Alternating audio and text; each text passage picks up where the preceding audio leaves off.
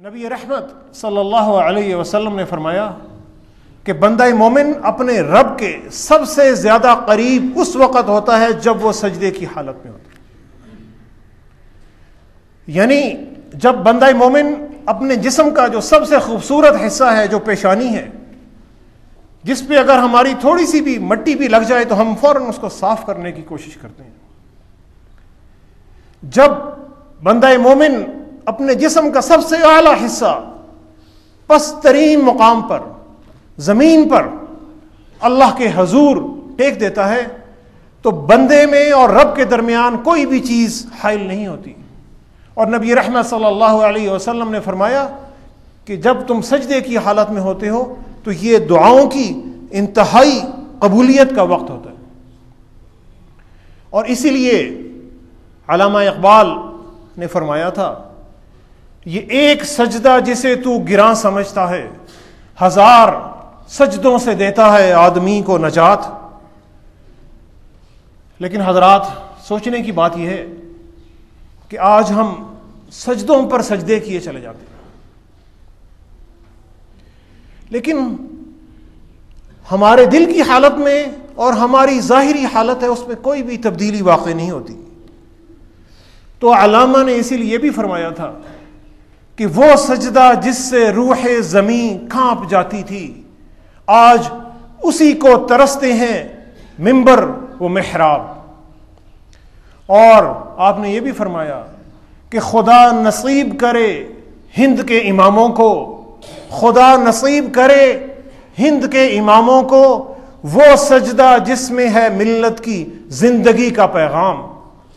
ہمارے جو سجدے ہیں یہ آج کل ان پیغاموں سے خالی ہو گئے. یہ کیوں خالی ہو گئے؟ یہ اس لیے خالی ہو گئی ہیں کہ ہم سجدے کی روح کو نہیں سمجھتے. ہم استغفار کی جو روح ہے اس کو بھی نہیں سمجھتے.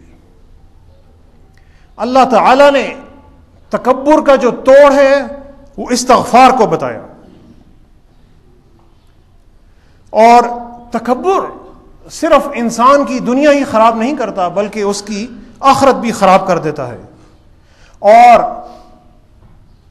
استغفار کرنا، اللہ سے اپنے گناہوں کی معافی مانگتے رہنا اور اپنا خود احتساب کرتے رہنا اور اپنے آپ کو اللہ تعالیٰ کے بتائے ہوئے اصولوں کے مطابق ڈھالتے رہنا، یہ صرف انسان کی آخرت ہی نہیں سنوارتا بلکہ یہ انسان کی دنیا بھی سنوار دیتا ہے.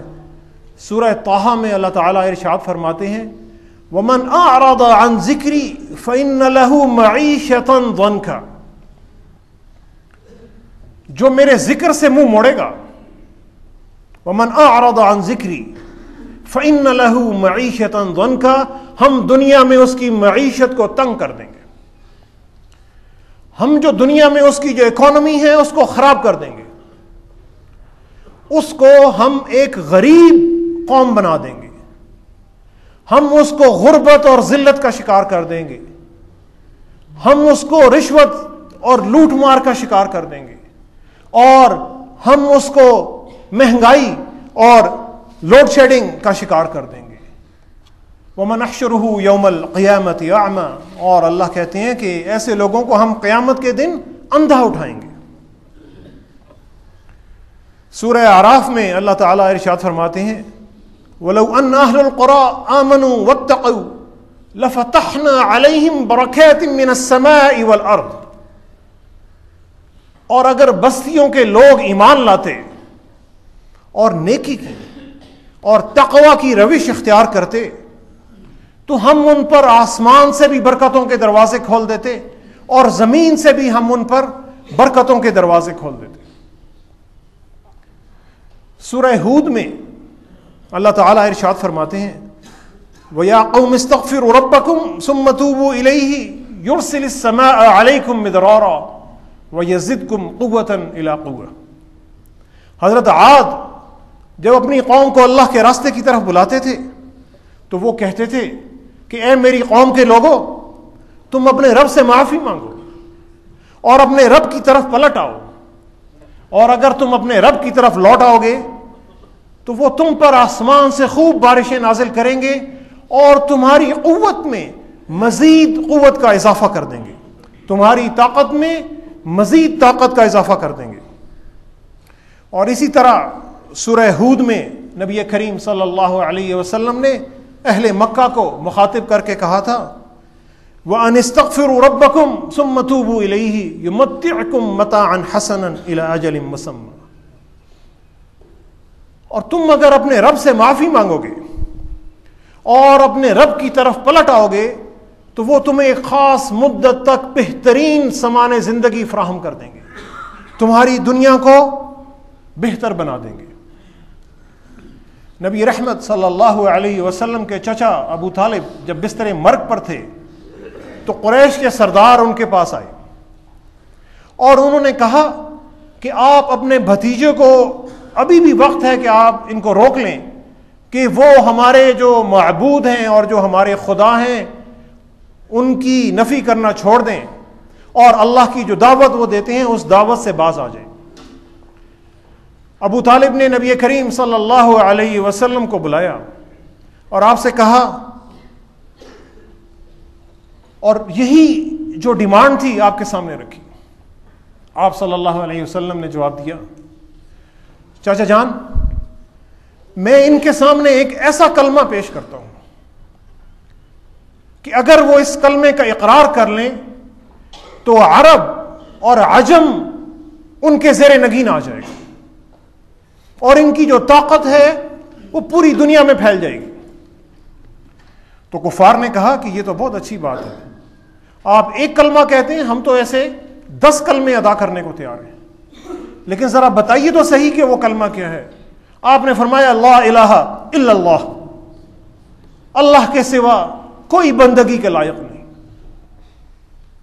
یعنی اگر آپ لا الہ الا اللہ زبان سے کہہ کر اور دل سے اقرار کر کے اور پھر اپنے عمل سے اس کو یہ ثابت کر دیں گے تو تم عرب اور عجم کے مالک بن جاؤ گے، تم دنیا کی ایک سپر پاور بن جاؤ گے۔ لیکن کفار جو تھے وہ غصے سے پھر بڑبڑاتے ہوئے نکل گئے۔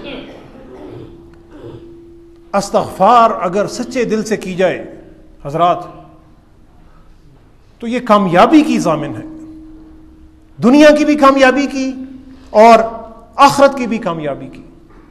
حضرت عمر رضی اللہ تعالی عنہ ایک مرتبہ قحط کے موقع پر بارش کی دعا کرنے کے لیے نکلے تو آپ نے صرف استغفار پر اکتفا فرمایا۔ صحابہ اکرام نے عرض کیا کہ آپ نے تو بارش کے لیے دعا ہی نہیں کی۔ آپ نے فرمایا کہ میں نے آسمان کے ان دروازوں کو کھٹکھٹا دیا ہے کہ جہاں سے بارش نازل ہوتی ہے، اور آپ نے سورہ نوح کی یہی آیات پڑھ کر سنا دی، فَقُلْتُ اسْتَغْفِرُوا رَبَّكُمْ إِنَّهُ كَانَ غَفَّارًا۔ حضرت حسن بصری کی مجلس میں ایک دفعہ ایک شخص نے خشک سالی کی شکایت کی۔ آپ نے فرمایا اللہ سے استغفار کرو، اللہ سے اپنے گناہوں کی معافی مانگو۔ دوسرے شخص نے تنگ دستی کی شکایت کی، اس نے کہا حضور میرے پاس پیسہ بڑا کم ہے۔ تیسرے شخص نے کہا کہ میرے ہاں اولاد نہیں ہوتی۔ چوتھے نے کہا کہ جو میری زمین کی پیداوار ہے یہ کم ہو رہی ہے۔ آپ نے ہر ایک کو یہی جواب دیا کہ تم استغفار کرو۔ لوگوں نے کہا کہ یہ کیا معاملہ ہے، آپ ہر مسئلے کا حل استغفار میں بتا رہے ہیں۔ حضرت حسن بصری رحمۃ اللہ علیہ نے یہی سورہ نوح کی آیات پڑھ کر تلاوت کر دی۔ حضرات استغفار مسلمان کے جو دل کا بند دروازہ ہے یہ کھول دیتی ہے، اس کے ضمیر کو زندہ کر دیتی ہے، اور اگر نیک نیتی سے اور سچے دل سے کی جائے تو یہ مسلمان کو گناہوں سے اور غلطیوں سے دور کر کے اسے اللہ کے قریب لے جاتی ہے۔ یعنی جب انسان نے غلطی کی ہے تو وہ فوراً اپنی غلطی کا ارتکاب کرتا ہے، اللہ کے حضور غلطی کی ہے تو اللہ سے بھی معافی مانگتا ہے، اور اگر کسی بندے سے غلطی کی ہے تو بندے سے بھی معافی مانگتا ہے۔ یعنی انسان ایسا مسلمان اپنی غلطیوں پر اکڑتا نہیں ہے، اس میں عاجزی اور انکساری آ جاتی ہے، اس میں پیار اور محبت آ جاتا ہے۔ ہم نے سنا ہے اور ہم نے پڑھا بھی ہوگا کہ نبی کریم صلی اللہ علیہ وسلم راتوں کے پچھلے پہر میں اللہ کے حضور استغفار کرتے رہتے تھے، گھنٹوں وہ اللہ کے حضور کھڑے رہتے تھے۔ آپ صلی اللہ علیہ وسلم نے تو کوئی گناہ نہیں کیا تھا، آپ کی تو ذات بھی غلطیوں سے پاک تھی، آپ کس چیز کی استغفار کرتے تھے؟ آپ اس چیز کی استغفار کرتے تھے کہ تاکہ تکبر، خود پسندی اور غرور کا کوئی بھی ذرہ ان کی ذات مقدس میں نہ آ جائے۔ اور اگر ہمارے سردار اور دونوں جہانوں کے لیڈر حضرت محمد صلی اللہ علیہ وسلم کا یہ عالم تھا، اور اگر ہم اپنی ذات کو دیکھیں تو ہم تو واللہ ان کی پاؤں کی جوتی پر لگے ایک خاک کے ذرے سے بھی کم ہیں، تو ہم استغفار کیوں نہیں کرتے؟ اور اگر کرتے ہیں تو اس نیک نیتی سے کیوں نہیں کرتے؟ استغفار میں کی نفی ہے، استغفار انا کی نفی ہے۔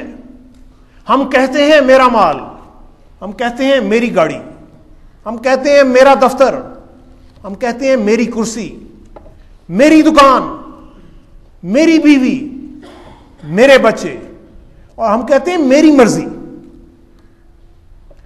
یعنی ہم اللہ کی مرضی کو نیچے لے جاتے ہیں اور اپنی مرضی کو اللہ کی مرضی کے اوپر حاوی کر دیتے ہیں، اور جبکہ ہم یہ بھول جاتے ہیں کہ اللہ تعالیٰ نے ہم سے یہ بھی کہا ہے وَمَا تَشَاءُونَ إِلَّا أَن يَشَاءَ اللَّهُ، تم چاہنا چاہو تو بھی کچھ چاہ نہیں سکتے إِلَّا أَن يَشَاءَ اللَّهُ، جب تک اللہ تعالیٰ نہ چاہے۔ تمہاری مرضی کوئی مرضی نہیں ہے، مرضی تو اس رب العالمین کی ہے، تمہاری انا کوئی انا نہیں ہے، تمہاری ذات کوئی ذات نہیں ہے۔